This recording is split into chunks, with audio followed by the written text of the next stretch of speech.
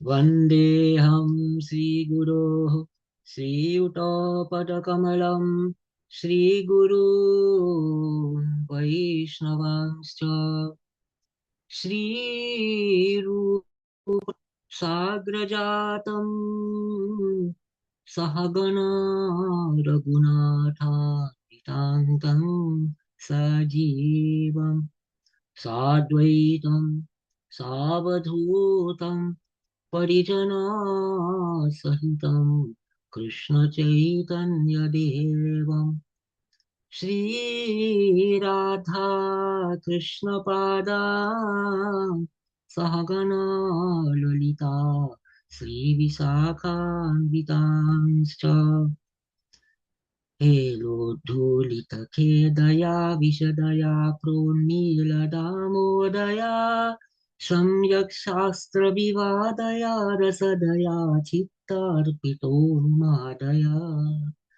Shashvat Bhakti Vinodaya Samadaya Madhurya Maryadaya Sri Chaitanya Daya Nidhe Tava Daya Bhuya Damando Daya. So continuing with Sri Chaitanya Charitamrta of Krishnadas Kaviraja Goswami, Madhya Lila, chapter 18, beginning from verse 75. At that time, a Vaishnava came, whose name was Krishnadas. He was a household of the Rajaput Jati, whose village was on the other side of the Jamuna. Having bathed at Keshi, he was going to Kalidaha, and suddenly he saw Goswami at the foot of the Amali. When he saw the form and the prema of Prabhu, he was astonished, and overcome with prema, he made obeisance to Prabhu. Prabhu asked, "Who are you, and where is your home?" Krishnadas replied, "I am a household and a low person. I am a Rajput by Jati, and my home is across the river. My desire is to become the servant of a Vaishnava. But last night I dreamed a dream. That dream was that I came to see you in person here." Prabhu was gracious. Your okay. Prabhu was gracious to him and embraced him, and drunken with prema, he danced and sang Hari. He came with Prabhu to Akrura Tirtha for the midday rituals, and he received as prasada the remnants of Prabhu's plate. In the morning, he came with Prabhu, bringing a vessel of water, and he remained with Prabhu, abandoning his house and wife and son. Krishna has again manifested himself at Vrindavan. This people everywhere began to say. One day in the morning, the people of Mathura came from Vrindavan making a great hubbub. And when they saw Prabhu, the people bowed at his feet. Prabhu said, "From where have you come?" And the people said, "Krishna has appeared in the water at Kalidaha. He dances on the head of Kaliya, the jewel of whose hood is burning. People have seen this, and there is no doubt about it." When he heard this, Prabhu smiled a little. All this was true. In a way, on 3 nights, people came, and when they came, they all said, "We have had darshan of Krishna." The people said before Prabhu, "Sri Krishna has been seen." Saraswati caused them to speak this truth. Seeing Mahaprabhu, they truly had darshan of Krishna. Because of lack of knowledge about him, they abandoned the truth and mistook untruth for truth. Then Bhattacharya said at the feet of Prabhu, "Give me your permission and let me go have darshan of Krishna." But Prabhu gave him a slap and said to him, "You are a pandit, but you have become a fool because of the speech of fools. Would Krishna give darshana in this Kali age? Because of their own error, these foolish people are making a great to-do. Do not be mad. Remain sitting here at home. Tomorrow night go and have darshan of Krishna.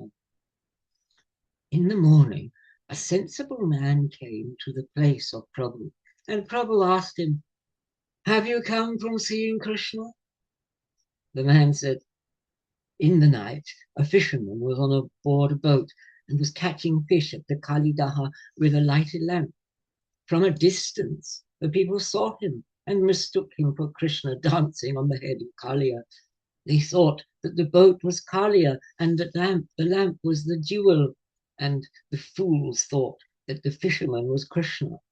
Krishna has come to Vrindavan, that is true, and the people have seen Krishna. This is not false. But who they saw as Krishna, that was an error. Seeing a post as a man is inverted knowledge." Prabhu said, "Where have you gotten the darshan of Krishna?" And the man said, "You, O sannyasi, are the living Narayana. You are the avatar of Krishna in Vrindavan. Having seen you, all people are saved." Prabhu said, "Vishnu, Vishnu, do not speak so. Do not mistake a low jiva for Krishna. A sannyasin is a particle of consciousness. A jiva is like a particle of a sunbeam. And the full Krishna with his 6 divine qualities is like the sun itself. The truths of Ishvara and of the jiva are not the same. It is a particle of a speck. It is as a particle of a spark is to a burning fire." So it said in Sri Swami's Bhavartha Deepika commentary on Bhagavat 176, Ishvara, embraced by Hladini and Samvik Shaktis, is Sat, Chit and Ananda. But the jiva, covered by ignorance of himself, is subject to many kinds of pain. End of quote. He who says foolish things that the jiva and Ishvara are the same is a blasphemer, and Yama will punish him. And so Gopal Bhatta Goswami's Hari Bhakti Vilas, quoting Padma Uttara Purana 23:12, "He who considers Narayana Deva the same as Brahma, Rudra, and the other Devas, he is certainly an heretic." End of quote. The man said, "You are not like a jiva. Your person and your nature are those of Krishna. I see you in form as Brajendra Nandana, though hidden beneath a golden complexion. By tying musk in a cloth, it cannot be hidden, so your Ishvara nature cannot be concealed. Your nature is not of this world and is imperceptible to ordinary intelligence. And seeing you, the world is mad with Krishna prema. Women, children, old men, even chandalas and yavanas, whoever once gains sight of you, takes the name of Krishna, dances as if mad, and becomes a teacher and saves the world. And whatever might be accomplished by the darshana of you, he who hears your name is drunk with Krishna prema, and he saves the 3 worlds. Hearing your name, a swapacha is purified. Your unworldly power cannot be described. And so in Bhagavat Purana 3:33-6, "O Bhagavan, when at any time by singing and hearing sung your name or meditating on it, even dog eaters can be worthy to offer sacrifice. How much more is gained by seeing you?" End of quote. The signs of this greatness of yours are visible, but by the signs of your true nature, you are Rajendra Nandana. Prabhu gave his grace to all the people, and the people, drunk with the name and prema, went to their own houses. In this way he stayed several days at Akrura and saved people with the Krishna name and prema. That Brahmana, who was the pupil of Madhava Puri, arranged for him to be invited to many houses in Mathura. As many people, virtuous and Brahmana as there were in Mathura, came to Bhattacharya to offer invitations. On a single day, 10 or 20 people would come with invitations, and Bhattacharya accepted only one. Not everyone got the opportunity to extend their hospitality, even though they pressed that Brahmana to accept invitations. Kanya Kubja, Dakshinatya, and Vedic Brahmanas humbly offered invitations to Mahaprabhu. In the morning, they came to Akrura and cooked and fed Prabhu, having offered the food to the Shalagam. One day, sitting on the ghat at Akrura, Mahaprabhu was reflecting. On this ghat, Akrura saw Vaikuntha. The people dwelling at Vraja had darshana of Goluka. And thinking thus, he leapt into the water and was submerged there. Seeing this, Krishna thus cried aloud, and Bhattacharya quickly came and pulled him out. Then Bhattacharya took that Brahmana aside and consulted with him. Today I was able to save Prabhu, but if he starts to drown in Vrindavan, who will save him? There are great crowds of people and a rash of invitations, and Prabhu is always possessed. It does not seem good. If we were to take Prabhu away from Vrindavan, it would be auspicious. It would be a good thing to do. And the Brahmana said, let us take Prabhu to Prayaga. Let us go on the path along the bank of the Ganga. Then he will be happy. For first, let us go to Soroksheti and bathe there. Let us take Prabhu along that path. It is the month of Magha, and if we go now, in a few days we can bathe at Prayaga in the full moon. Let us entreat him. Is that today? No. Let us entreat him, arguing our own unhappiness, and introduce it, arguing Makara Polchasi at Prayag. Let us make him aware of the delights of the path along the Ganga bank. Then Bhattacharya came and said to Prabhu, I cannot bear the crush of all the people, and people wrangling about invitations. In the morning people come, and when they do not find you, they eat my head. But there can be happiness if we go along the Ganga path. So let us go now. Let us bathe at the Makara in Prayaga. My life will become very troubled. I cannot bear it. But that which is the order of Prabhu, I take on my head. Even though Prabhu did not have it in his mind to leave Vrindavan, it was the desire of a bhakta. And he said in sweet words, you have brought me and showed me Vrindavan. I shall not be able to repay this debt. Whatever you desire, I shall do. Wherever you wish to take me, I shall go. So, in the morning, Mahaprabhu took his morning bath, and knowing that he would leave Vrindavana, he was overcome with prema. It was not manifested outwardly, but in his heart he was overcome with prema. Bhattacharya said, come, let us go to the Mahavana. And so saying, Bhattacharya seated him in a boat and took him across the river. The Premi, Krishna Dasa, and that Brahmana, these two knew well the way along the path by the Ganga. As they were going along, Prabhu took them all beneath a tree. Seeing that they were tired of traveling, and they all sat down, near that tree many cows were grazing. And when he saw them, the heart of Mahaprabhu was delighted. Suddenly, a cowherd boy began to play a flute, and when he heard it, the heart of Mahaprabhu was overcome with great prema. He fainted and fell to the earth. Foam fell from his lips, and the breath of his nostrils was stopped. At that time, 10 horsemen were riding by, and these militia patanas dismounted. When they saw Prabhu, the militias deliberated. This sannyasi had much gold. These 4 bandits have fed him datura. They have killed him and stolen all his wealth. So the patanas tied up the 4 men. They wanted to kill them, and the Gaudias began to tremble.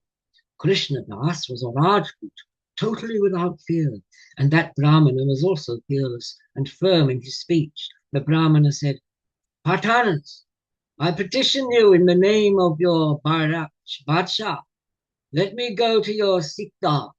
This sannyasi is my guru, and I am a Brahmin of Mathura. There are hundreds of my people close the Badsha. This sannyasi is always fainting because of a disease. Soon he will regain consciousness. That I am sure of. Tie us all up and seat us here a while. When you have examined him, then you may kill us all. The Patana said, you 2 are from the west and are good men, but these 2 Gaudias are rogues, and so they tremble. Krishnadas said, my house is in this village. There are 100 Turkis here, and 200 cannon. They will all come here if I shout. They will kill you all and take your horses and gear. These Gaudias are not thieves. You are thieves. You rob pilgrims and want to kill them as well. When they heard this speech, the Patanas drew back, and just at that time, Mahaprabhu regained consciousness. He rose up with a shout saying, Hari, Hari. He raised his arms and began to dance, overcome with prema. And when Prabhu, overcome with prema, gave that shout, it was like a spear striking the hearts of the militias. Much afraid, the militias let the 4 men go. Prabhu did not see the tying up of his own people. Bhattacharya came and took Prabhu and sat him down. And when he saw the militias, Mahaprabhu regained awareness. The militias came and bowed at the feet of Prabhu and said to him, these 4 are rogues. The 4 of them together fed you datura, and having made you mad, they took your money. And Prabhu said, they are not rogues. They are my companions. I am a mendicant sannyasi. I have no wealth at all. I become unconscious because of epilepsy, and these 4, in their kindness, protect me. Among those militias, there was a most grave man. He wore black cloth, and the people called him Peer. His heart softened when he saw Prabhu. Our own Shastras establish the qualityless Brahman and preach non-dualism. Prabhu refuted his arguments using those very Shastras. Whatever he argued, Prabhu refuted it. No rejoinder came to his lips, and he was dumbfounded. Prabhu said, somebody's not muted. In your Shastras is established the qualityless God, but in refutation of that, in the final analysis, he has been established as qualified. In your Shastras, it says at the end that Ishvara is one. His body is Shyama in color, and he is full of all divine qualities. His body is Sat, Chit, and Ananda, and in form he is the full Brahman. He is the Atma of all, the knower of all things, and his true form is the beginning of all things and eternal. From him are creation, maintenance, and destruction. He is the equal refuge for worlds both gross and subtle. He is the best of all things, to be worshipped by all, and is the cause of all causes. In bhakti to him is the salvation from the ocean of existence of jivas. Without service of him, the ocean of existence of the jivas does not pass away, and love at his feet is the essence of the meaning of mankind. Moksha and the rest are not a particle of the Ananda of him, and he who would gain his full Ananda should serve his feet. Karma, Jnana, and Yoga, having first established these, the scriptures finally refute them and establish the service of Ishvara. None of your Pandits understand your Shastras, and that among injunctions, what is the former and what is the latter is stronger. You examine your own Shastras and ascertain what has been written there at the end. The Mlecha said, what you say is true. No one is able to accept what has been written in the Shastras. They all expound on the quality-less Lord and do not consider the service of the Lord who has formed. But you, O Goswami, are the manifest Ishvara. Be merciful to me, an unworthy wretch. I have read much in the Mlecha Shastras and have not been able to ascertain what is to be attained nor how. Seeing you, my tongue says the name Krishna, Krishna, and the conceit that I am very wise is gone. So be merciful to me and tell me what is to be attained and how. And so saying, he fell at the feet of Mahaprabhu. Prabhu said, rise up and take the name of Krishna. The sins of 1 crore of births are wiped away by that, and you have become pure. He instructed them, say Krishna, and all said Krishna, and all were overcome with prema. So Prabhu gave him the name Ramadas. And there was another Pathan whose name was Bijuli Khan. He was young, the son of the king. Ramadas and the other Pathans were his servants. Saying Krishna, he fell at the feet of Mahaprabhu, and Prabhu put his holy feet on his head. Prabhu went on showering mercy, showing mercy to them all, and all those Pathans became ascetics, and they became famous as the Pathan Vaishnavas, and they wandered everywhere singing the praises of Mahaprabhu. That Bijuli Khan became a very great Bhagavata. He visited all the tirthas, and his excellence was the greatest. And thus did Prabhu Sri Krishna Chaitanya have Lila. Coming to the west, he bestowed a great treasure on the Yavanas and others. Coming to Sorokshetra, Prabhu bathed in the Ganga and proceeded on the path to the bank of the Ganga to Prayaga. Prabhu bade farewell to that Brahmana and Krishnadas, and with palms pressed together, the two began to say, let us both go with you up to Prayaga, where again shall we gain the company of your feet. In this country of the Mlechas, different people in different places cause trouble, and Bhattacharya and the Pandit do not know how to speak their language. When he heard this, Mahaprabhu began to smile knowingly, and those two people continued along with Prabhu. Whoever gained darshana of Prabhu became drunk with prema and made Krishna Sankirtana. With them were others, and they brought still others with them. And in this way, all the villages of the country became Vaishnava. As he had manifested his Shakti on his journey to the south, so did the western country float in prema. In this way, Prabhu came to Prayaga, and for 10 days he took his Makara bath in the Triveni. The actions of Prabhu on his trip to Vrindavan were infinite, and even he who has 1,000 mouths could not reach the end of them. Who, if he is a miserable jiva, could tell them all? So they have been surveyed in brief form. The Lila of Prabhu is not of this world, and its manner is not of this world. Even when they hear of it, unlucky people do not believe. No, the Lila of Chaitanya is not of this world. From beginning to end, listen to it with faith and honor it as true. He who argues about this is a prince of fools, and himself brings down the thunderbolt on his own head.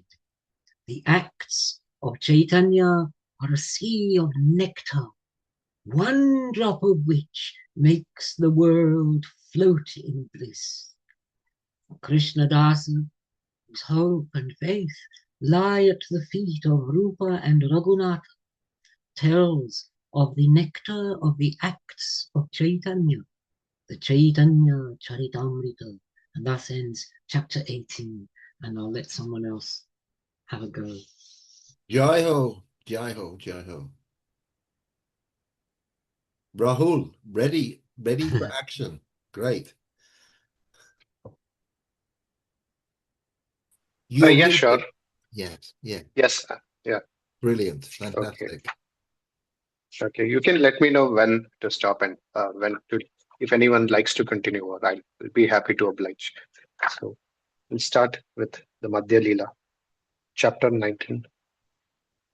As formerly the creation had been done by Brahma, in that same way, Prabhu, wishing for his own power, manifested again the Leela of Rasa of that Vrindavan, lost because of time, through Rupa. Glory, glory to Sri Chaitanya, glory to Nityananda, glory to Advaita Chandra, and to the hosts of Gaura Bhaktas. Sri Rupa and Sanatan were at Rama Keligram. They met Prabhu there and went to their own house.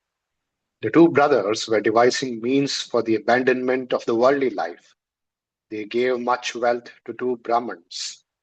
They had them perform two Purascharanas with Krishna mantras that shortly they would gain the feet of Chaitanya again. Sri Rupa Goswamin then, filling a boat, came with much wealth to his own home. He gave half of the fortune to Brahmanas and Vaishnavas, and he apportioned another quarter of the wealth for the support of relatives, and he reserved a quarter of it in case of punishment or imprisonment, and kept it at the place of trustworthy Brahmanas. In Gauda, he kept 10,000 coins for Sanatan to spend. At the house of a provisioner, Sri Rupa heard that Prabhu had gone to Niladri, and that Prabhu would journey along the forest path to Sri Vrindavan. Rupa Goswamin sent two men to Nilachal to ask when Prabhu would travel to Vrindavan. Come back quickly and give me news of him. When I hear it, I shall decide accordingly. At this time, Sanatan Goswamin was thinking to himself, the king loves me, and that is my bondage. If somehow the king were to become angry with me, then that certainly would mean my release. So, feigning illness, he remained in his own house. He abandoned his duties to the king and did not enter the king's door. The king's work was done by just kayasthas, while Sanatan remained in his own house discussing the Shastras. He would sit together with 20 or 30 Bhattacharya Panditas and discuss the Bhagavad. One day, Gaudeshwara, the companions, suddenly entered the assembly of the Goswami. When they saw the emperor, everyone stood up in deference, and respectfully they seated the king in the place of honor. The king said, Vaidyas were sent to your house. The Vaidyas said you were not ill, and that they had seen you well.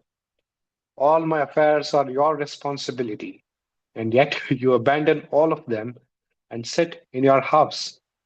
All my affairs have been destroyed. What do you feel in your heart? Tell me that. Sanatan replied, I cannot work. Have it done by someone else. Then the king became angry and said, Your elder brother is acting like a thief. He has punished many individuals and has made Bakala his own possession. And now you have ruined all my other affairs. Sanatan said, You are the independent lord of Gauda. Whatever offense has been committed, give the punishment for that. When he heard this, the lord of Gauda rose up and went to his own place and ordered Sanatan to be arrested, lest he flee. At that time, the king was going to invade Orissa, and he said to Sanatan, "You come with me." And he said, "You are going to bring misery to the Devata. I have no power to go with you." So, keeping him imprisoned, he went. And at that time, Prabhu went from Nilachal to Vrindavan. At that time also, the two messengers had returned to Sri Rupa and told him that Prabhu had left for Vrindavan. When he heard it, Sri Rupa wrote to Sanatan, "Sri Chaitanya Goswami has gone to Vrindavan. Let us two brothers go to meet him. However you can manage it, escape and flee from there. There are 10,000 gold mudras, the house of the provisioner. Use that and free yourself quickly. Some way or other, get free and come to Vrindavan." So he wrote, and the two brothers set off. The other brother was Anupam Malik, whose name was Sri Vallabha, the younger brother of Rupa Goswami and the foremost Vaishnava. With him, Sri Rupa came to Prayag, and when Mahaprabhu heard this, he was delighted. Prabhu had gone to have darshan of Bindu Madhava, and lakhs of people came with him. Some were weeping, and some were laughing, and some were dancing and singing, and some were saying Krishna, Krishna, and rolling around on the ground. The Ganga and Yamuna together were not able to flood Prayag, but Prabhu drowned it in a flood of Krishna Prema. Seeing the crowd, the two brothers remained by themselves, and Prabhu was absorbed in the darshan of Madhava. Absorbed in Prema, Prabhu danced, making the sound of Hari. Arms upraised, he sang, "Bol, Hari, Hari." Seeing the magnificence of Prabhu, the people were astonished. I cannot describe the Leela of Prabhu at Prayag. He was acquainted with a Brahmin of the Deccan, and that Brahmin brought him an invitation to his own house. Prabhu came to the house of the Brahmin and sat alone. Sri Rupa and Vallabha both came to meet him there. The two came holding grass in their teeth, and when they saw Prabhu from a distance, they fell to the ground in obeisance. Getting up and lying prostrate, again and again, they recited many shlokas. At the sight of Prabhu, they both were overcome with prema. When he saw Sri Rupa, Prabhu was delighted, and he said, rise up, Rupa, come here. The compassion of Krishna cannot be described, for it has raised you both up from the well of worldly life." From Gopala Bhatta Goswami's Hari Bhakti Vilasa. He who knows the four Vedas but does not have bhakti is not beloved of me. A Swapacha, who is my bhakta, is beloved of me. You should give to him and accept from him. He is as honorable as I. Reciting the shloka, he embraced them both, and in his mercy held his feet on the heads of them both. Getting the blessing of Prabhu, both pressed their palms together, and humbly they praised him in supplication. Shloka 3, a shloka of Rupa Goswami. I make obeisance to you, the Krishna of the light complexion, Krishna Chaitanya by name, great giver, the giver of Krishna Prema. Shloka 4 of Krishnadas Kaviraja's Govinda Lilamrata. I take refuge in that Krishna Chaitanya of most wonderful desire, who, merciful, has with the nectar of his own prema made intoxicated the world drunken with ignorance. Then Mahaprabhu seated them nearby and asked them, "Give me news of Sanatan." And Rupa said, "He is a prisoner in the palace of the king. If you save him, then only can he be saved." Prabhu replied, "Sanatan has been released, and he will soon join us." The Brahmana asked Prabhu to perform the noonday rites. Rupa Goswami remained there that day. The Bhattacharya extended an invitation to the two brothers, and they took as prasad the leavings on the plate of Prabhu. The dwelling place of Prabhu was above the Triveni, and the two brothers lodged near him. At that time, Vallabha Bhatta was living in the village of Ardaila. When he heard that Mahaprabhu had come, he came to that place. There he made obeisance, and Prabhu embraced him. And the two spent some time in words of Krishna. And the words of Krishna, Prema rose up in Mahaprabhu. But out of consideration for Bhatta, Prabhu restrained himself. But within him, the Prema was seething, and there was no restraining it. And when he saw it, the heart of Bhatta was struck with wonder. Then Bhatta extended Mahaprabhu an invitation, and Mahaprabhu introduced him to the two brothers. At a distance, the two brothers fell to the earth and very humbly made obeisance to Bhatta. Bhatta went to meet them, but both fled to a distance. We are low untouchables. Do not touch us. Bhatta was astonished, but Prabhu was pleased in his heart. He explained it, saying to Bhatta, do not touch them. Their jati is very low, and you are a learned Kulina, Vaidika, and Yajnika. Hearing the name of Krishna constantly from the mouths of them both, and knowing the signs of a deception of Prabhu, he said, the name of Krishna dances in the mouths of these two. These two are not low, but are the highest of all. And from the Bhagavad Puran, how wonderful that Swapacha, on the tip of whose tongue your name is current, is worthy of worship. Those who praise your name are endowed with proper action. They do ascetic deeds, offer sacrifices in the fire, bathe at pilgrimage places, and study the Vedas.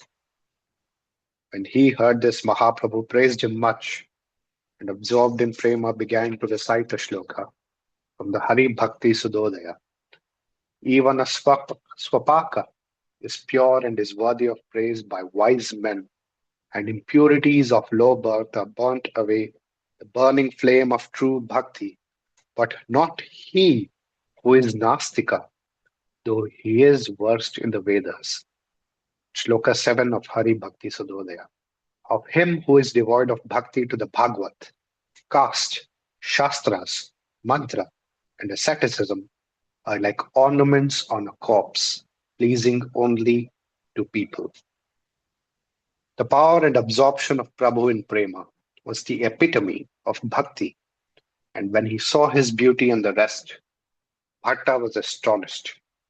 Bhatta had Prabhu, with his followers, board a boat, and he took them to his own house to give them food. And he saw the waters of the Yamuna, smooth and dark. Mahaprabhu was distracted under the influence of prema. Giving a shout, he leapt into the waters of the Yamuna.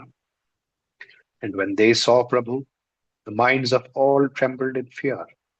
Frantic, they all seized Prabhu and pulled him out, and he began to dance on the deck of the boat. The boat began to rock under the weight of Mahaprabhu and began to founder as water washed over it. When in the presence of Bhatta, the mind of Prabhu became quiet. But the prema was indescribably powerful and could not be contained. When he saw the place and the people, Mahaprabhu became quiet. And then the boat reached the ghat at Ardaila. Bhatta remained with him in fear and had Prabhu perform the midday rites, and then took him to his own house together with his followers. Overjoyed, Bhatta gave him the seat of honor, and he himself washed the feet of Prabhu. Together with his family, he took that water on his head, and he gave him a new loincloth and outer garment to put on. He then made Mahapuja with perfume and flowers and incense and lamps. And when he had honored him, he cooked. He fed Prabhu with care and great affection, and he also caused Rupa Goswami and his brother to eat. Bhattacharya had the remainder of the food of Prabhu given to Sri Rupa, and what remained of that prasad Krishna Das got. Giving him a rinse for his mouth, he had Prabhu lie down, and Bhatta himself massaged his feet. Prabhu sent him to eat his food. He ate and came back to the feet of Prabhu. At that same time, Raghupati Upadhyay came, a Tirohita Pandita and a great Vaishnava. Coming there, he clasped the feet of Prabhu. Let your mind remain in Krishna, in the words of Prabhu. When he heard this, the heart of Upadhyay was overjoyed, and Prabhu said to him, Tell me of Krishna. So he recited a shloka of Krishna Lila, composed by himself, and when he heard it, Mahaprabhu was absorbed in great prema. Shloka 8 of Rupa Goswami's Padyavali, quoting Raghupati Upadhyay. Some, afraid of the world, worship the Bharata, and others the Smritis, and others the Shrutis. But I bow down to Nanda, whose courtyard was the highest Brahma. Raghupati Upadhyay paid obeisance, and with the words of Prabhu, Speak on, Upadhyay said. Shloka 9 of Rupa Goswami's Padyavali. Who is strong enough to believe it? To whom can it be told? In the Kunja on the bank of the Yamuna, the lover of the young wives of the Gopas is Brahma. Prabhu said, Speak on. And he recited the Krishna Lila, and Prabhu's body and mind were overcome with prema. Seeing the prema, Upadhyay was astonished, and he decided, This is not a human being. This is Krishna. Prabhu said, Upadhyay, whom do you honor most? And Upadhyay replied, Shama Rupa is most to be honored. What dwelling place of Shama Rupa do you most revere? And Upadhyay replied, The city of Madhupuri is best. Boyhood or adolescence or youth, which do you most revere? And Upadhyay said, I hold the age of youth to be the best. Among the qualities of rasa, which do you revere most? Upadhyay said, the primary rasa is the last rasa, referring to Shringar rasa. Prabhu said, You have taught me valid truth. And so saying, he recited a shloka in a trembling voice. Shloka 10 of Rupa Goswami's Padyavali. Shama Rupa is the best Rupa. Madhupuri is the best place. The age of youth is to be meditated upon, and the primary rasa is the highest. Overcome by prema, Prabhu embraced him, and drunk with prema, he danced there. Seeing this, Vallabha Bhatta was astonished, and bringing his two sons, he fell at the feet of Prabhu. For the sight of Prabhu, all the people of the village came, and with darshan of him, all became Krishna Bhaktas. All the Brahmins offered Prabhu invitations, but Vallabha Bhatta refused them all. Mad with prema, Goswami falls in the middle of the Yamuna. I shall take him to Prayag and will not allow him to remain here. Whoever wants to, let him go to Prayag and offer invitations there. So saying, he took Prabhu and set off. Along the Ganga, having seated Mahaprabhu in a boat, Bhatta brought him to Prayag. Out of concern for the crowds, Prabhu went to the Shashwamedh Ghat, and spreading his Shakti, he instructed Rupa Goswami. The limits of the Krishna Tattva, Bhakti Tattva, and Rasa Tattva, Prabhu taught all these conclusions of the Bhagavad. All the insights which he had heard from Ramananda in his mercy, he communicated to Rupa. Prabhu spread Shakti in the heart of Sri Rupa.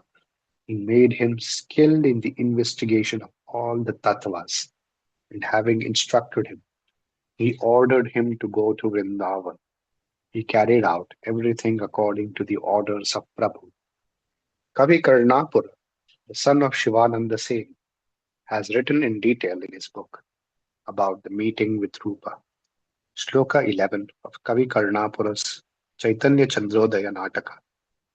Shloka 38.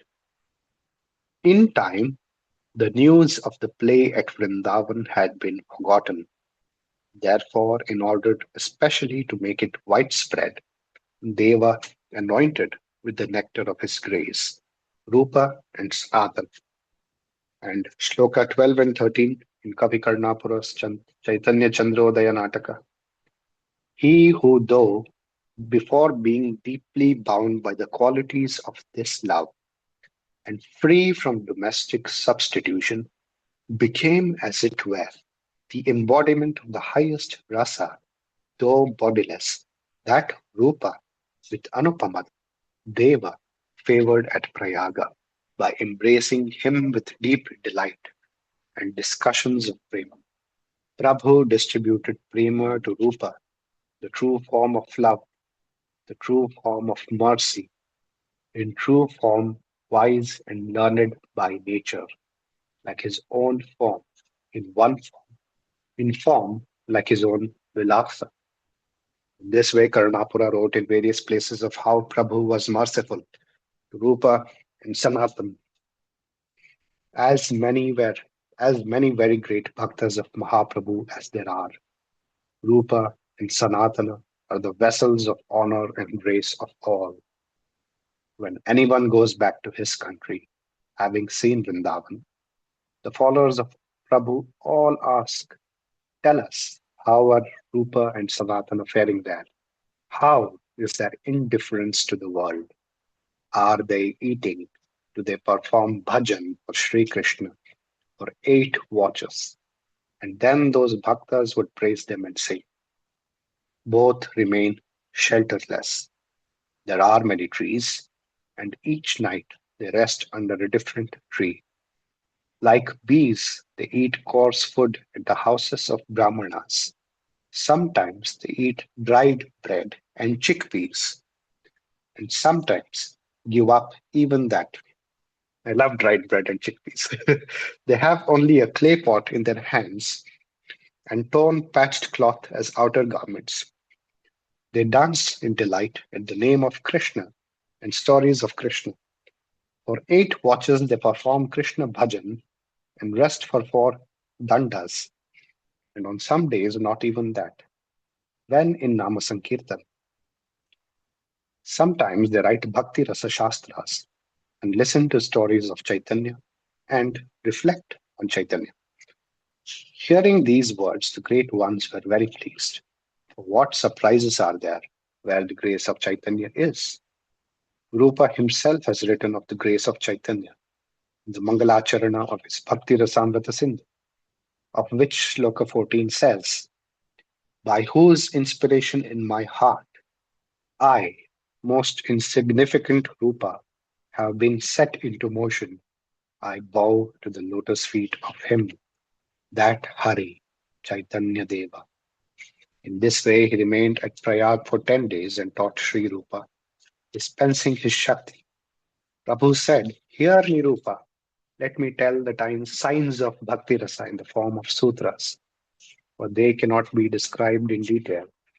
The ocean of Bhakti Rasa is deep and shoreless. Let me speak that you may taste a drop of it. This Brahma world is filled with infinite jivas, and they wander through 84 lakhs of wombs. If a hair is divided into 100 parts and again into 100 parts, that would describe the true form of the minute jiva. Shloka 15 of Bhagavad. This jiva is an atom of consciousness beyond numbering, subtle in true form like the 100th part of the 100th part of a hair. Shloka 16 of Panchadasi, Chitradeepa Prakarana. You should know that jiva is imagined as one part of 100th part of 100th part of a hair. This, the highest Shruti says. Shloka 17, Bhagavad Puran. I am the jiva, even within minutest things.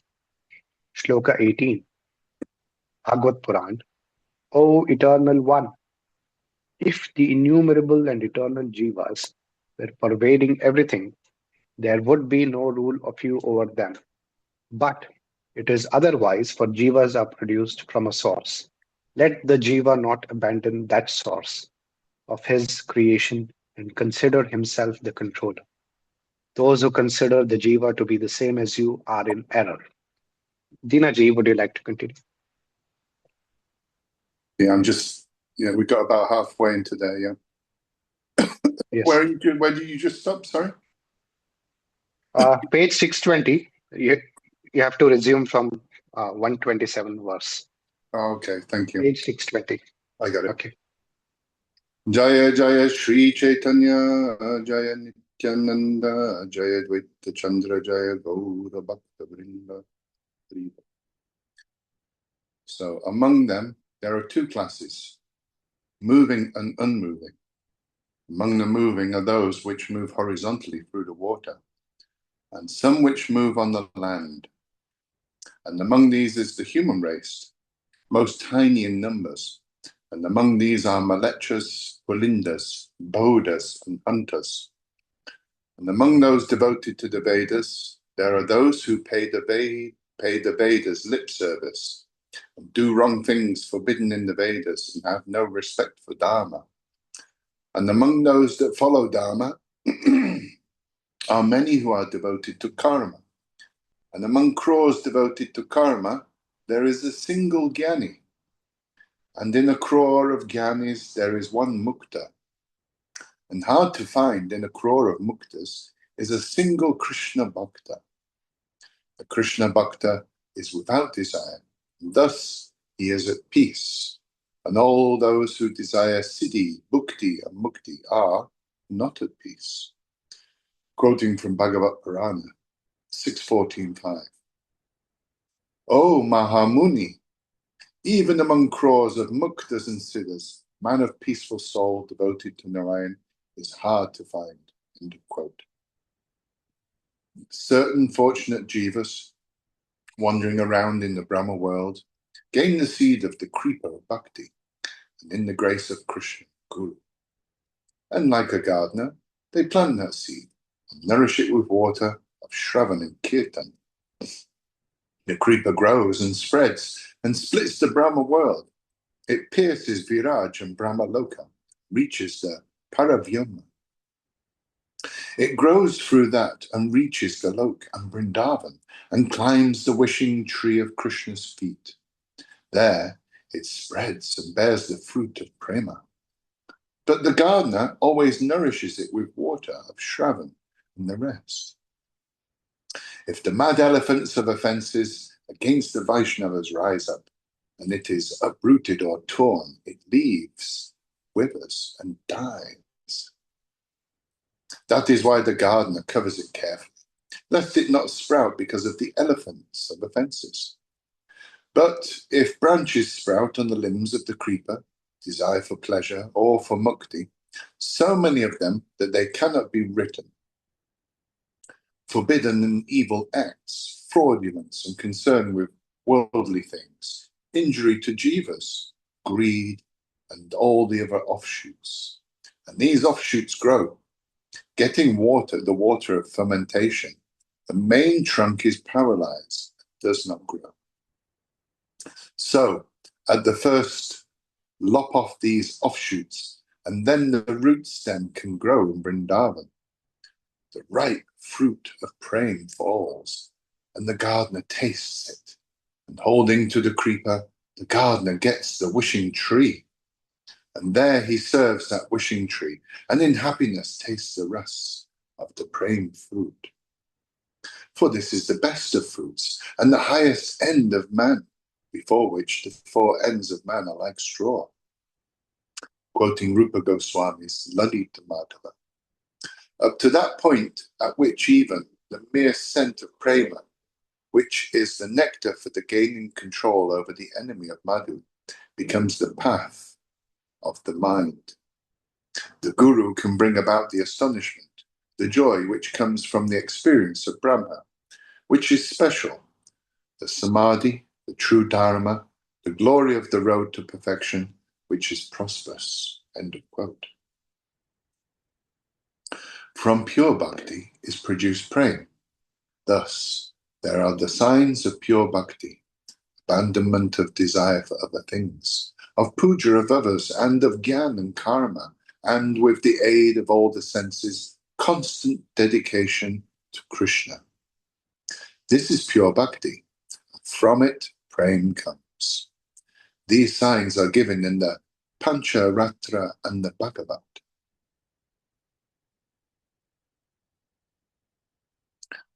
Just as the quote from the Bhagavat Purana, 23, 29, 11 to 14.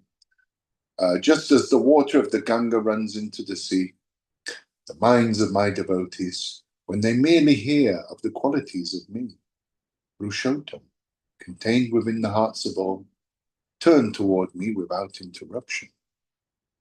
The mark of Niguna Bhakti Yoga is cited as bhakti, not separate from me and spontaneous. It is not the fruit of examination, nor the knowledge of works. Even if I myself am prepared to give it, my people do not take to Shalokya, Shasti, Sorupya, or Samipya, or Ekatva without serving me. By which, having passed beyond the three gunas, there is one worthy of gaining my bhav. That is called an excessively great bhakti yoga. If there is a desire for enjoyment and mukti. Dina. Hello. I think you missed the shloka before. Hello. Shloka 21. You read 22 and 25, but I think you missed 21. Sure. Oh, I did. You're right. Thank you. Sorry, I'll for that. There's shloka 21 from Rupa Goswami's Bhakti Rasamrita Sindhu.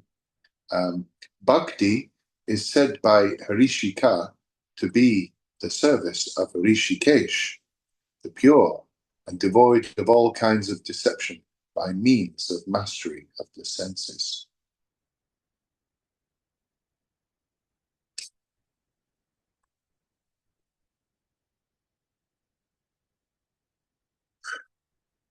Continuing with verse 150.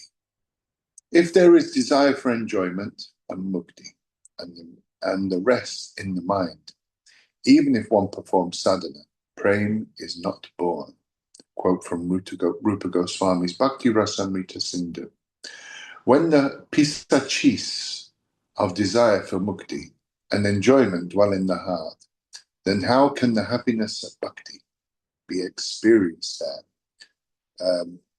Commentary, Pisachi is a kind of demigod or spirit, usually malevolent or at least impish.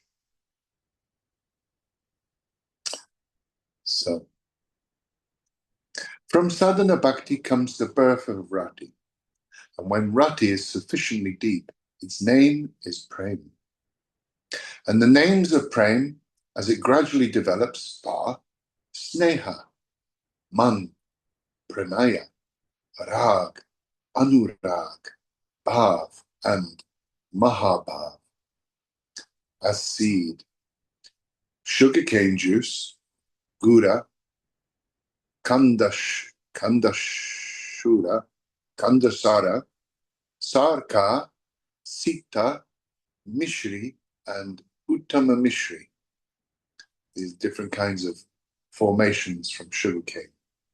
All these are staibhavs of Krishna Bhakti Ras. When the staibhavs are mixed together with vibhav and anubhav, and when mixed with sattvika and vyabhachari bhavs, Krishna Bhakti Ras comes about, as sweet as nectar to the taste. It is as curd and sita and ghee and pepper and camphor mixed together yield rasala, sweet as nectar.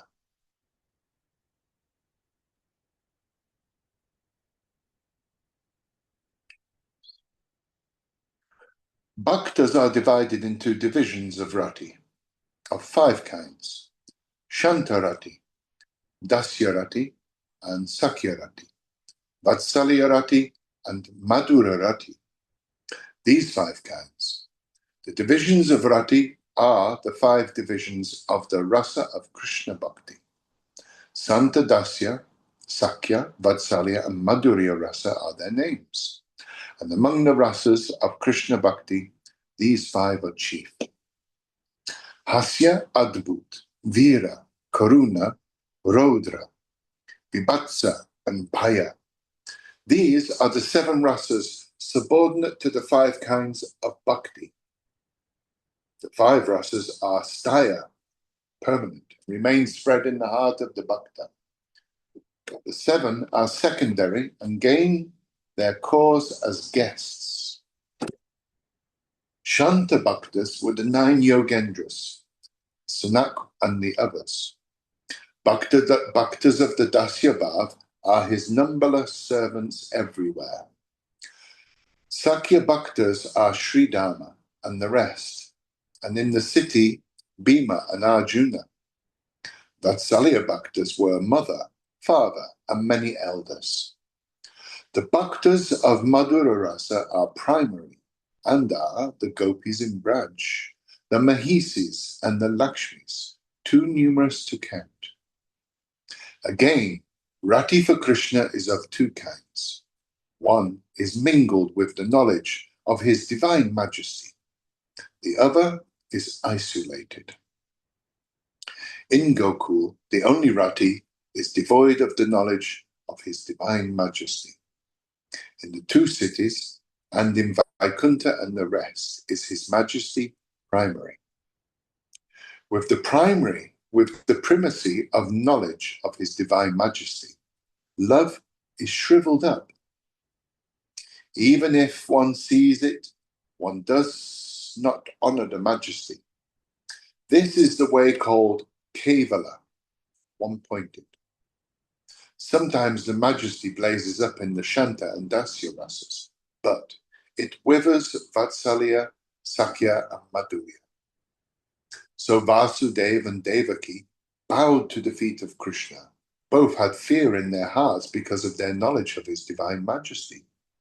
In the Bhagavad Purana from 1044-51 it quotes, Devaki and Vasudeva, though bowing, knowing their 2 sons to be the lords of the world, were afraid and did not embrace them. End of quote. Seeing the universal form of Krishna, Arjuna was afraid, and in the Sakya Bhav he humbly asked to be pardoned from his offense of arrogance. Quoting from the Bhagavad Gita, shlokas 28 and 29. If thinking you, friend, I have too boldly cried, Yadava, Krishna, come here, my good friend, not knowing of this your magnificence, out of absence of mind or sheer affection, if perchance I have slighted you, merely in jest, matters of sport, bed, seating, or meal, in privacy, tutor, or before others, I ask your indulgence, immeasurable one. End of quote. When Krishna laughed at Rukmini, she thought, Krishna will leave me. Was distraught. Quoting from Bhagavad Purana, 1060-24.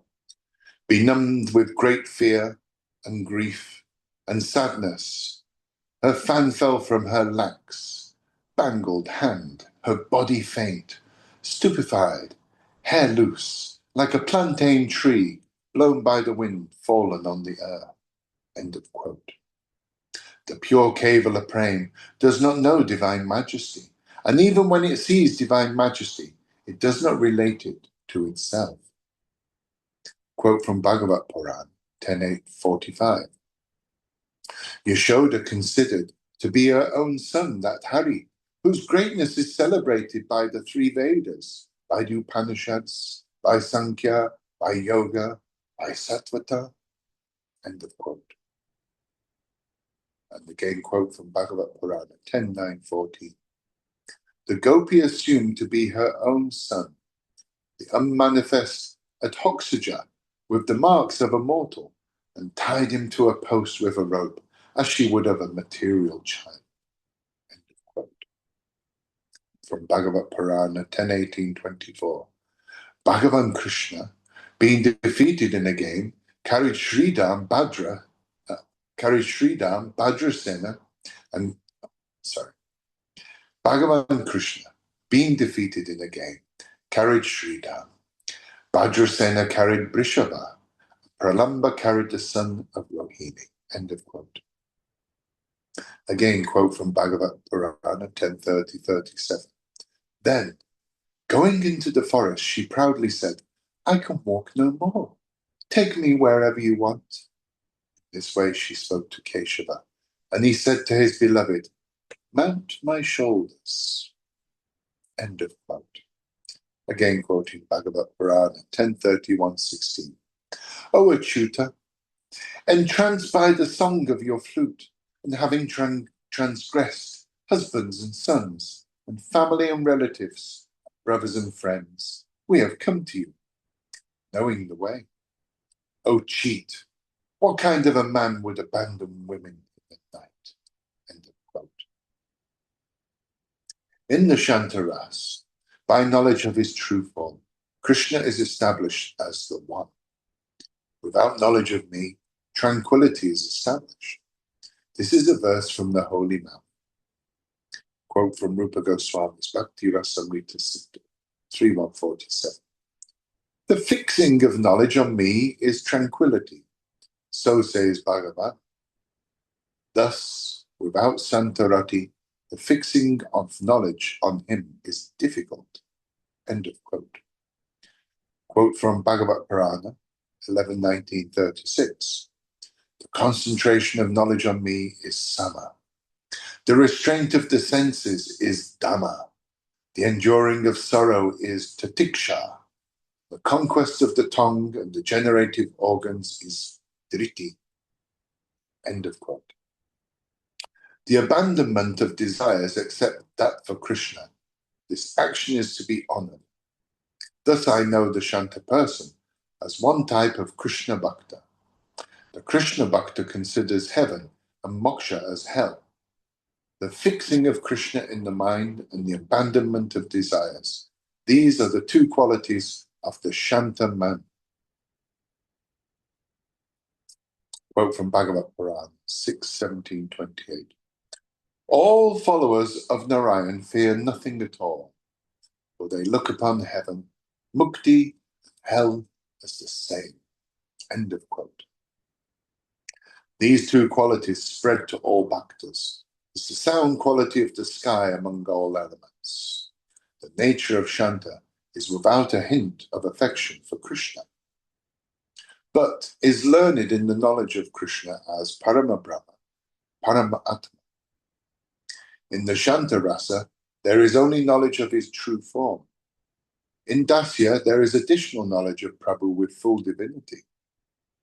Knowledge of Ishvara, reverence for his glory is great. Serving him gives infinite pleasure to Krishna. In addition to the qualities of Shanta, there is more of service in Dasya, and thus the qualities of Dasya are double. The qualities of Shanta and the service of Dasya are doubled in Sakya.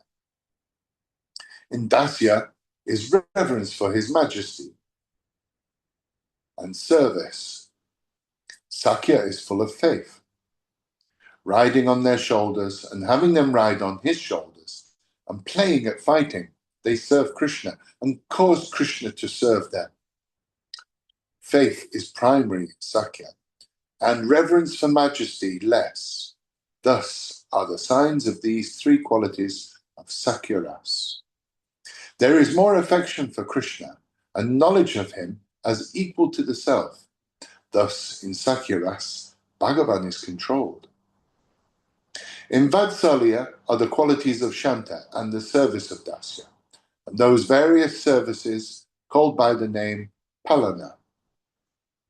The qualities of Sakya are the essence of non-difference and non-reverence for majesty, and in deep affection, chastisement and reproach are common. Knowledge of the self as protector and of Krishna as the protected, with the qualities of the four rasas. Vatsalya is like nectar. He himself drowns with his bhaktas in the bliss of that nectar.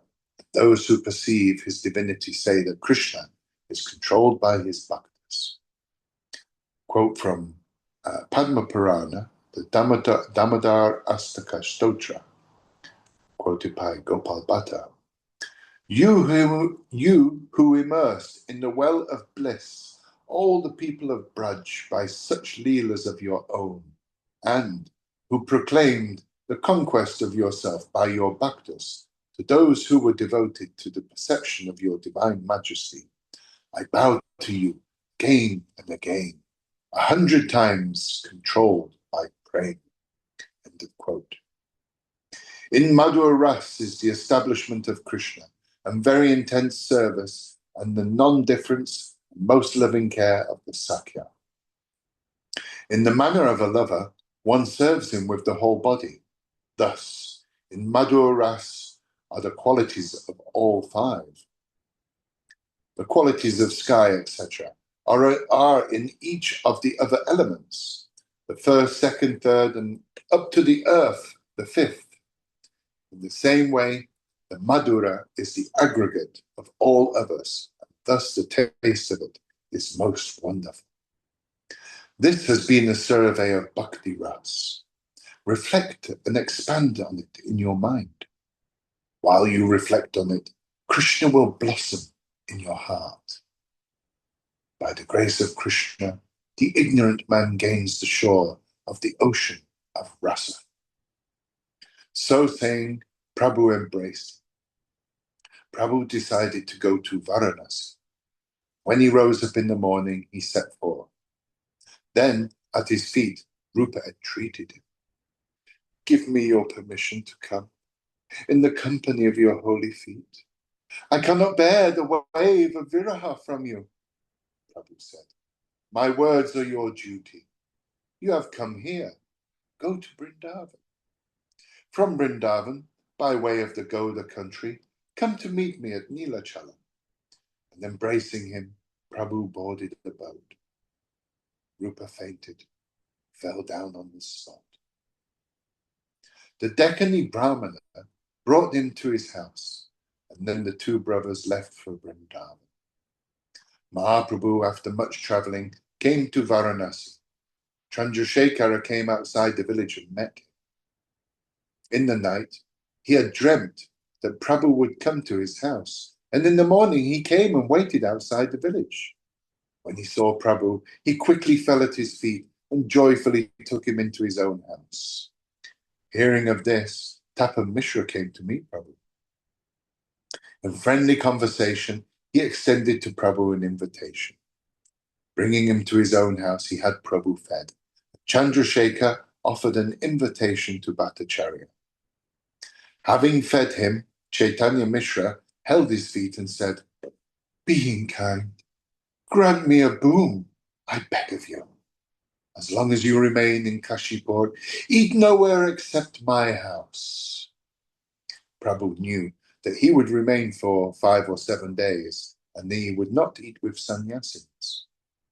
Knowing this, he gave his promise and established his residence at the house of Chandrasekhar. The Maharashtrian Brahmin came and met him. Prabhu, in affection, manifested his grace to him. The pious people heard that Mahaprabhu had come. Brahmanas and Kshatris came to have darshan. Thus did Prabhu grant his grace to Sri Rupa.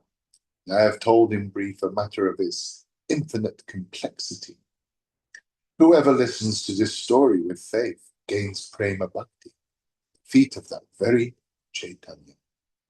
Krishna Das, whose hope and faith lie at the feet of Sri Rupa and Raghunath, tells of the nectar of the acts of Chaitanya, the Chaitanya Charitamrta.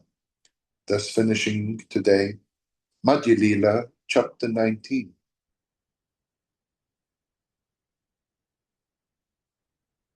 Gunamala? Guna just sent me a message saying she's not going to be able to read. Okay. I guess it's you, Saya. Okay. I'll go for a bit. Maybe you can have another go, or maybe Rahul as well. So we're on Chapter 20. Ah, now it's really good. So that was Rupa Shiksha, famous teachings of Chaitanya Mahaprabhu to Rupa Goswami. Next is going to be Sanatana Shiksha. So Vande Nantadbhutaishwariyam Sri Chaitanya Mahaprabhu Nichopi Yat Prasadat Syat Shakti Shastra Pravartakaha, by whose grace even low people promulgate the Bhakti Shastras, whose glories are infinite and wonderful. I bow down to him, the great Lord Chaitanya. Jaya Jaya Sri Chaitanya, Jaya Nityananda, Jaya Dvaita Chandra, Jaya Gaur Bhakta Brinda. Glory, glory to Sri Chaitanya, glory to Nityananda, glory to Advaita Chandra and the hosts of Gaura Bhaktas. And now, Sanatana was in prison in Gauda. And at that time came the message from Sri Rupa Goswami. Receiving the message, Sanatana was overjoyed, and he began to speak to the Yavana guard. You are a Zinda Pir, greatly blessed, for you have knowledge of the Quran and other books. If one allows a prisoner to escape, it is his own fortune, for God frees him from samsara. Formerly I have done you favors. Return the favor and release me. Accept 5,000 mudras and your merit will also be doubled. Then the Yavana said, Listen, sir, I would release you except for fear of the king. Sanatana replied, Do not fear the king. He has gone to the south. If he returns, say to him that he went out to relieve himself and I saw him go toward the Ganga and jump in. I looked much but caught no sight of him. With his chains on, he must have drowned and drifted away somewhere. There is no reason to fear. I shall not remain in this country. I shall become Darvish and go to Mecca. Still, the heart of the Yavana did not seem well disposed. So he piled 7,000 mudras in front of him. When the Yavana saw this, he became greedy, and in the night he cut the chains and put him on the other shore of the Ganga. He left the path which ran through the gate of the fort. He could not go that way. He traveled night and day and came to Patra mountain. At that place lived Pandome, and he went to him and pleaded with him, Transport me across the mountain. That landowner had a companion who was a hand reader, and he whispered into the landowner's ear, I know something of this. He has 8 moharas of gold with him. When he heard this, the landowner was delighted, and he said to Sanatana, In the night I shall have my own people take you across the mountain, but cook and eat. And so saying, he gave him rice and paid him respect, and Sanatana went and bathed in the river. After 2 fast days, he cooked and ate. Sanatana, the king's minister, pondered it all. Why does this landowner pay me so much respect? And thus reflecting, Sanatana asked Ishan, Do you by any chance have some goods with you? And Ishana replied, I have 7 gold moharas with me. When he heard this, Sanatana rebuked him. Why you brought this with you? These are dead. Then he took the 7 moharas in his hand, and going to the landowner, he held out the 7 moharas and said, I have these 7 gold moharas. It is right for you to take them for taking me across. I am a prisoner of the king. I could not go through the gate of the fort. By helping me across the mountain, there will be merit for you. The landowner smiled and replied, I knew from the beginning that you had 8 gold moharas in the anchala of your servant. Tonight I would have killed you and taken the Moharas, but what you have said is good, and I have escaped from an evil deed. So I am satisfied. I shall not take the Moharas. For the sake of merit, I shall have you taken across the mountain. The Goswami said, taking any goods at all means my death. By accepting the goods, you save my life. Then the landowner sent 4 foot soldiers with the Goswami and travelled at night. They crossed the mountain on the forest path. And when they were across, the Goswami asked Ishan, perhaps you have some things left about your person? And Ishana replied, I have one last move. And Goswami said, take the Mohara home with you. And bidding him farewell, Goswami went on alone. He had no fear. He had only a water pot in his hand and a torn cloth on his back. After much travelling, Goswami came to Hajipur, and in the evening he was sitting within a garden. At Hajipur there was a man named Srikanta. He was a brother-in-law of Goswami and worked for the king. The king had given him 3 lakhs mudras as payment for horses which he had sent to the Badshah. He had been sitting on a high place and had seen the Goswami coming, and in the night with a single companion he came to Goswami.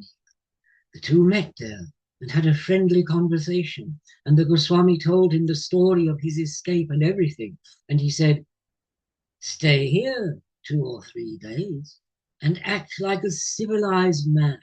Throw away this dirty cloth. Goswami said, I shall not stay here for a moment. Help me across the Ganga. I must go at once. And he took care of him and gave him a fine Bhutanese shawl and put him across the Ganga, and the Goswami went on. In a few days, Goswami came to Varanasi, and when he heard that Prabhu had come, he was delighted. Coming to the house of Chandrasekhara, he sat down in the doorway. Mahaprabhu knew this and said to Chandrasekhara, there is a Vaishnava at the door. Have him summoned. And Chandrasekhara looked. There was no Vaishnava at the door. He said to Prabhu, there is no Vaishnava at the door. And Prabhu asked him, who is there? And he replied, oh, there is a Darvish at the door. And Prabhu told him to bring him in. And he said, Darvish, Prabhu tells you to come in. When he heard that, Sanatan entered in delight, and seeing him in the courtyard, Prabhu ran to him and embraced him, overcome with prema. At the touch of Prabhu, Sanatana also was overcome with prema and said in a choked voice, do not touch me. The two embraced each other and wept ceaselessly, and when he saw it, Chandrasekhara was astonished. Then Prabhu took him by the hand and led him to the Pinda and seated him beside himself.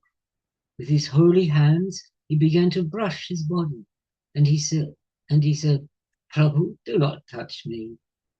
Prabhu responded, I touch you to become purified. By the power of your bhakti, you can purify the Brahma world. And so in Bhagavat 1.13.10, Bhagavatas like you are themselves the true forms of pilgrimage places. They make pilgrimage to all the pilgrimage places by means of Gadadhara, who is situated in their own hearts. And again from Hari Bhakti Vilas, he who knows the 4 Vedas but does not have bhakti is not beloved of me. A Swapacha, who is my bhakta, is beloved of me. You should give to him and accept from him. He is as honorable as I. And again, Bhagavad Purana 7, 9, 10. I consider a Swapacha whose mind, speech, efforts, wealth, and life are devoted to him to be better than a Brahmana who, though he possesses the 12 qualities, his face averted from the lotus-footed, lotus-naveled one, Such an one purifies his family, but the prideful one does not. End of quote. I see you, I touch you, I sing your praises, and all my senses are fruitful. This is the determination of the Shastras, and again in Hari Bhakti Shuddhodaya. By the sight of someone like you, these eyes are fulfilled. By touching the body of someone like you, this body is fulfilled. By singing the praises of someone like you, this tongue is fruitful. Indeed, among people, bhaktas of Bhagavan are most hard to find in the world. That's a quote of Bhumi Devi talking to Prahlad. End of quote. When he had said this, Prabhu said, "Hear me, Sanatan. Krishna is full of mercy. He is the savior of the fallen. He has rescued you from awful hell. The sea of the grace of Krishna is profound and shoreless." And Sanatan said, "I do not know Krishna. I consider your grace as the source of my salvation." Prabhu asked him, "How did you escape?" And he told him the whole story, from beginning to end. Prabhu said, "Your two brothers met me at Prayag. Rupa and Anupam both have gone to Vrindavan." Then, at the instruction of Prabhu, Sanatan met both Tapan Mishra and Chandrasekhara. Tapan Mishra embraced him. Prabhu said, "Go, Sanatan, and shave." And Prabhu told Chandrasekhara to tell him, "Put off this dress and go put on this one." And he told him to have him take a bath in the Ganga and make himself decent.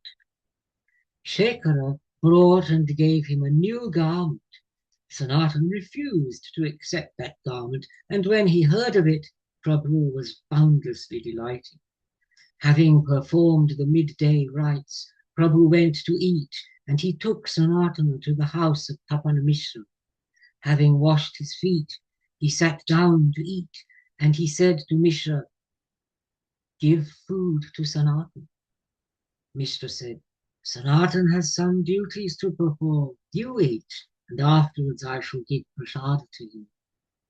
After he had eaten, Mahaprabhu rested, and Mishra gave the remainder of Prabhu's food to Sanatan. Mishra gave a new cloth to Sanatan. He would not take the new cloth and entreated him, "If you want to give me clothing, give me old clothing, which you yourself have worn." Then Mishra gave an old dhoti, and of it he made 2 loincloths and 2 outer cloths. Prabhu introduced Sanatana to the Maharashtrian Brahmana, and that Brahmana offered him a generous invitation. "Sanatan, as long as you remain at Kashi, you must eat at my house." Sanatan replied, "I shall beg for alms. How can I take food every day at the house of one Brahmana?" The asceticism of Sanatan gave Prabhu infinite joy, but he looked again and again at the Bhutanese shawl. Sanatan realized that it did not please Prabhu, and he thought of ways in which he could put aside the shawl. Thinking thus, he went to have his midday bath in the Ganga. There was a Gaudiya there who had washed his patchwork wrap and was drying it out. He said to him, "Hey, brother, do me a service. Take this shawl and give me your patchwork wrap." And he replied, "Why do you, a respectable man, make fun of me? Why would you give me an expensive Bhutanese shawl and take this patchwork piece?" And Sanatan said, "I am not making fun of you. I speak the truth. Take this shawl and give me the patched garment." And so saying, he took the patchwork wrap and gave him the Bhutanese shawl. And he came to Goswami, putting the garment up to his cheeks. Prabhu queried, "Oh, where is your fine Bhutanese shawl?" And at the feet of Prabhu, Goswami told everything. Prabhu said, I have considered this. Krishna has caused you to break away from enjoyment of worldly things. Why should there remain one last luxury? A good physician curing an illness does not let one trace of it remain. A Bhutanese shawl worth 3 mudras on the body, yet subsisting on alms, this would have been the destruction of Dharma, and people would have laughed. Goswami said, at the wish of him who has broken the enjoyment of evil worldly things, the last of my illness of worldly things is gone. Delighted, Prabhu was gracious to him, and because of his grace, Sanatan was infused with the power to ask him questions. As formerly, Prabhu had asked questions of Rai, and by his power, Ramananda had given him answers. So now, by the power of Prabhu, Sanatana asked the questions, and Mahaprabhu himself explained the truths. Shloka 6. That Ishvara, being gracious, explained to Sanatana the tattva of bhakti rasa, and the majesty and the sweetness and the true form of Krishna. End of quote. Then Sanatana, holding the feet of Prabhu, humbly entreated him, clenching grass in his teeth. I am of low birth, low companions. I am fallen and worthless. I've passed my life, fallen into the well of evil worldly things. I know nothing of the right and wrong of the self. It is true, I acknowledge that in worldly matters I am wise. You have rescued me, being merciful, and now, by your own mercy, tell me my duty. Who am I? Why do the 3 types of suffering erode me? And this I do not know. How can they be conquered? I do not know how to ask what is to be pursued, nor the true means of the pursuit. Be gracious and personally explain to me all these truths. Prabhu replied, the grace of Krishna is fully on me. You know all the truths, and the 3 sufferings are not yours. You hold the power of Krishna, and you know the bhava of truth. I know you ask about the profound meanings. This is the nature of the holy man. And so it is said in Bhakti Rasamrita Sindhu 12103. The zealous seeking in the minds of those devoted to true dharma will soon gain for them all that they earnestly desire. End of quote. You are a worthy vessel to propagate bhakti. So listen to the development of all the truths as I expound them to you. The true form of the jiva is the eternal servant of Krishna. It is the tatastha shakti of Krishna, manifested as both immanent and transcendent. As a beam of light in the part of the sun, or flame a part of the fire, so the 3 Shaktis are of Krishna's nature. Quote, Vishnu Purana 122:54. As the light from the fire situated in one place spreads itself out, so is the world pervaded by the whole Shakti of Parabrahman. End of quote. The final developments of the 3 Shaktis natural to Krishna are Chit Shakti, Jiva Shakti, and Maya Shakti. Again in Vishnu Purana 6.761. The Shakti of Vishnu is of 3 kinds, Para, Kshetragya, and the 3rd is called Avidya Karma. And again from Bhagavad Gita, the elemental world is my lower nature. Know that I have a higher nature in which Jiva participates, by which the world is upheld, strong-armed prince. End of quote. To that Jiva who forgets Krishna and eternally has his face turned outward, Maya gives the sorrows of samsara. Sometimes he rises up to heaven, and sometimes he sinks into hell, as the king immerses offenders in the river. And again in the Bhagavad, 11.2.37. He who is separated from Ishvara because of his Maya forgets. Because of that, he is in opposition, and because of that is born fear and clinging to things of the body and of the world. For this reason, the wise man worships that Ishvara with undeviating bhakti, considering his guru as devata. End of quote. If by grace of Shastras and Sadhus one's face is turned towards Krishna, that jiva is saved, then Maya leaves him.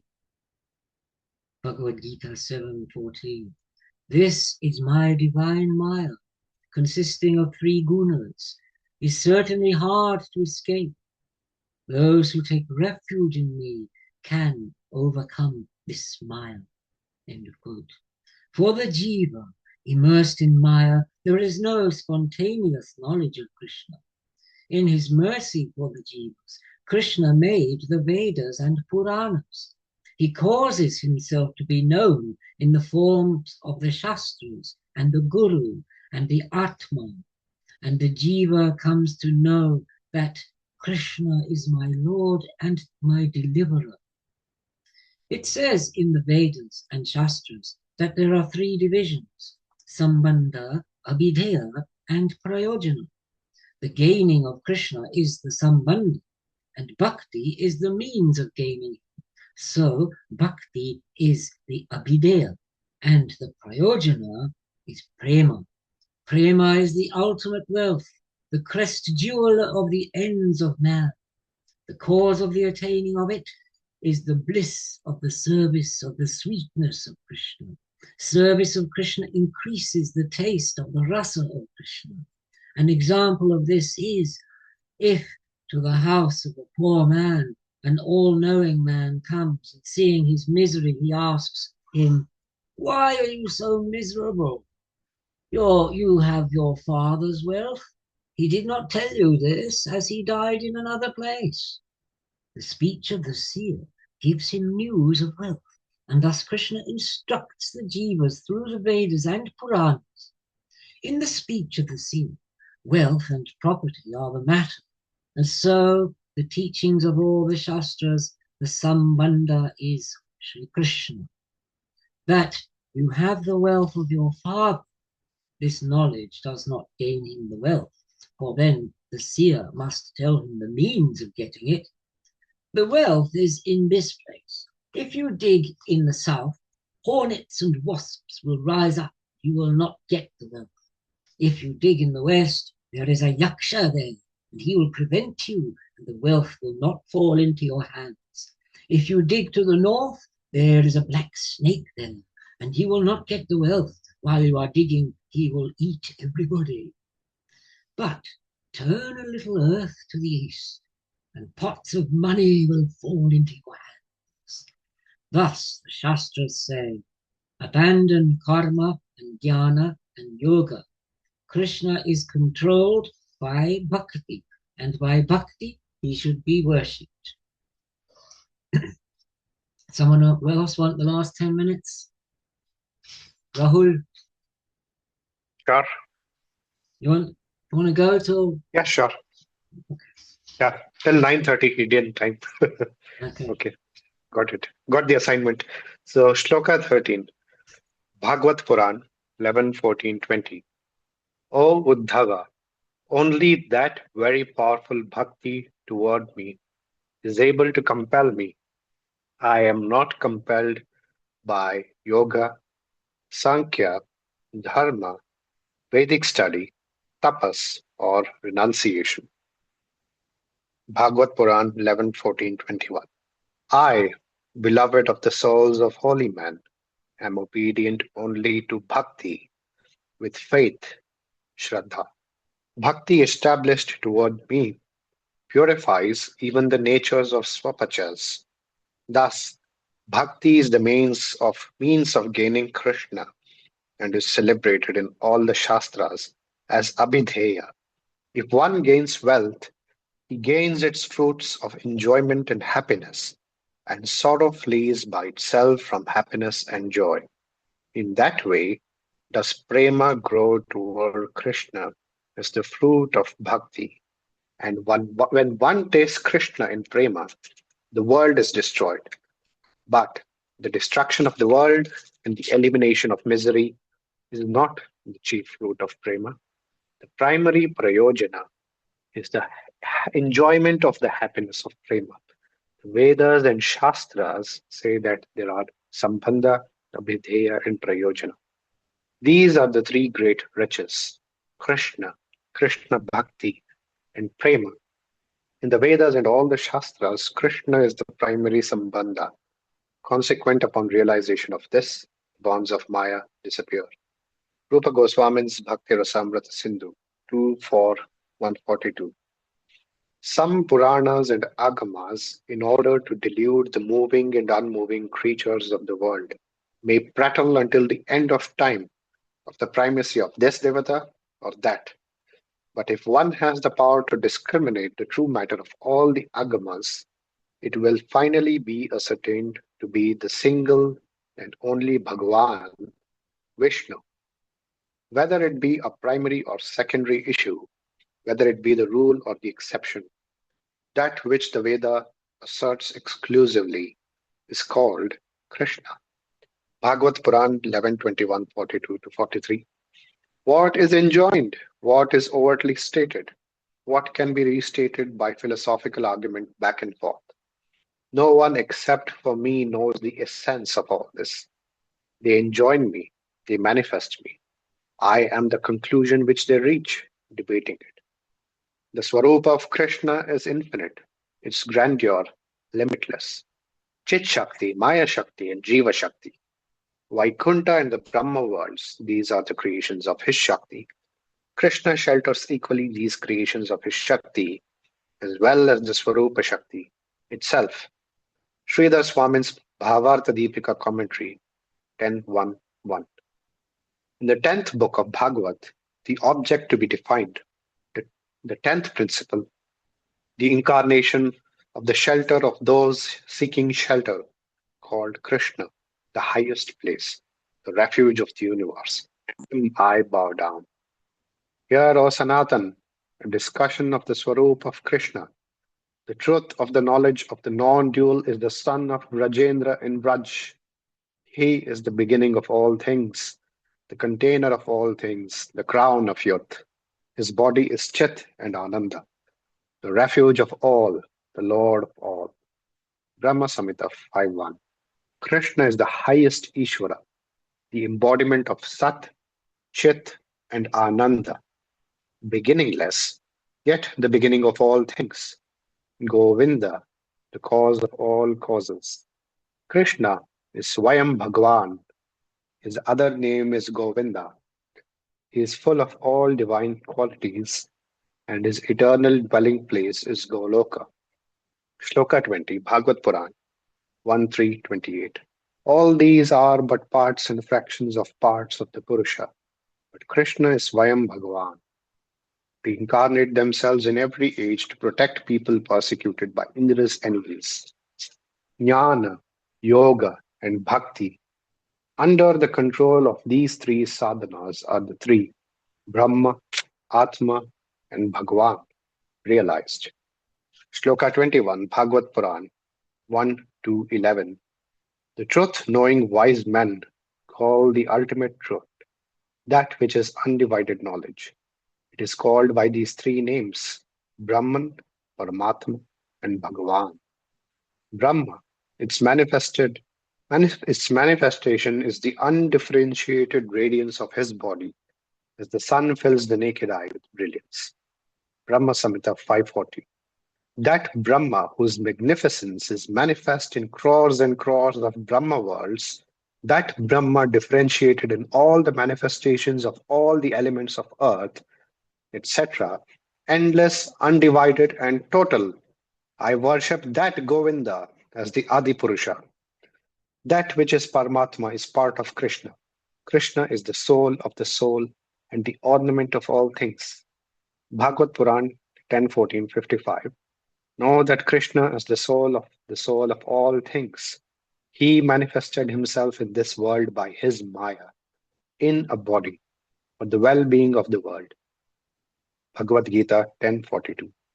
O Arjun, what is the point of your knowing much about all such matters? I, by one single part, support this whole universe. By bhakti is Bhagwan experienced fully.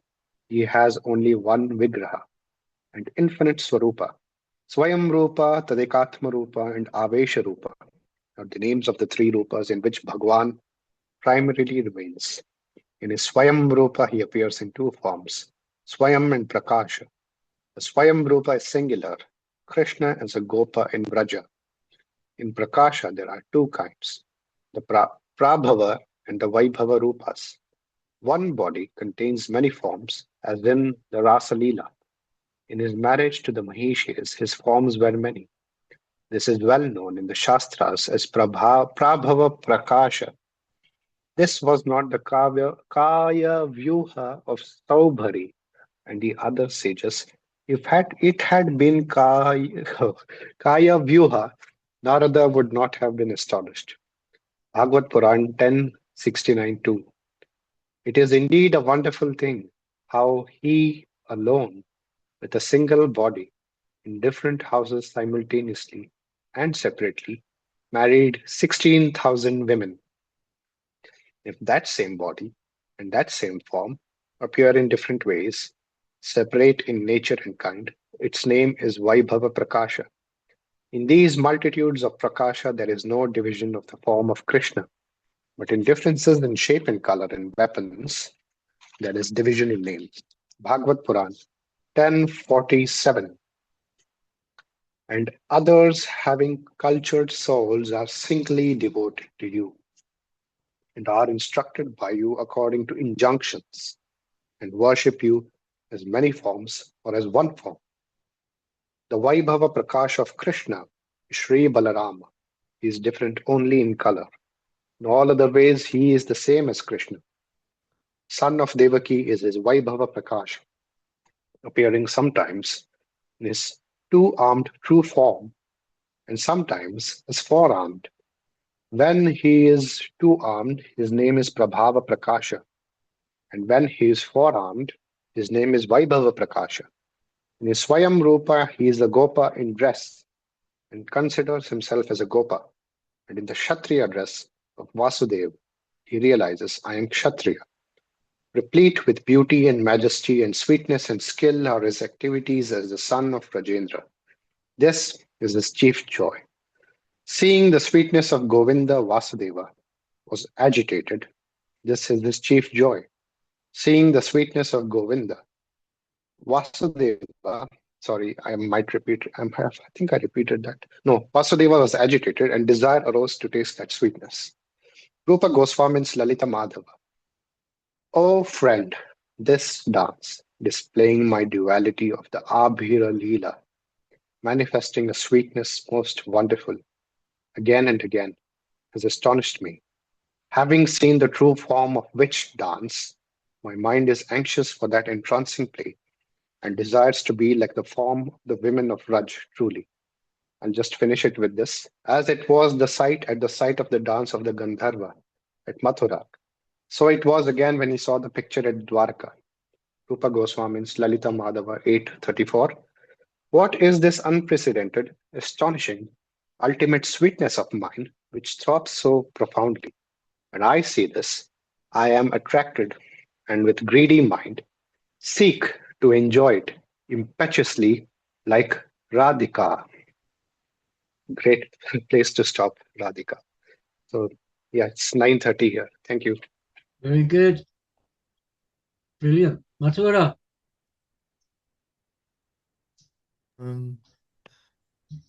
Minute. Yes. That was lovely. Fantastic, man. Might as well stop recording then. Okay. Hari Om, Hari Om. Okay, so yeah, we pick it up from one